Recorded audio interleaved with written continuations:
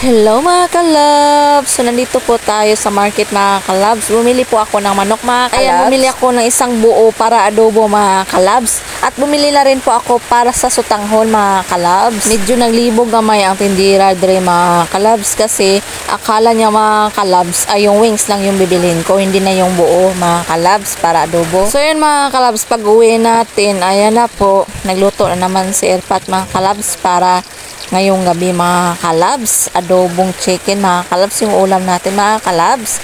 Sobrang sarap yan mga kalabs, basta yung papa ko magluto mga kalabs. Ayan, paborito namin yan magkakapatid mga kalabs, yung luto niya na adobo. Tsaka yung mga anak ko mga kalabs. Ayun mga kalabs, napa-extra rice na naman tayo tuloy. Ayan, nagre-reklamo na naman ang dalawa mga kalabs kasi sobrang busog lo nila mga kalabs sa adobong chicken mga kalabs. Basta adobo, paborito talaga yan lahat mga kalabs. Ayun po, nagpabili na rin po ako ng Nestea mga kalabs para mas masarap talaga mga kalabs. Tanggal ang uhaw mga kalabs. Ayan, nagtimpla na yung dalawa mga kalabs. So nag-enjoy ko nila nagtanaw mga kalabs kaya masugo na po nato ni sila mga kalabs aron makakatun jud mga kalabs ba. No to kalabs ako na po nislang gipraktisan maglaba mga kalabs.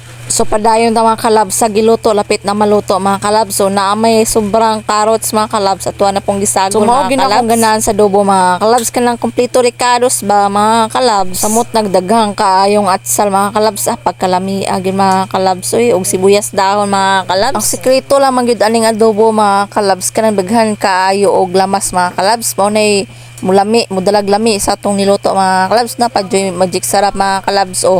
So, lami kayo mga kalabs. So, sa isa ka buo nga chicken mga kalabs, daghan na pod kayo yang karne mga kalabs. Mo to mga kalabs nga ginahinaya mag-inom sa duha ang huwang juice mga kalabs nga gipapalit. Nipalit na pod ko mga kalabs sa tindahan.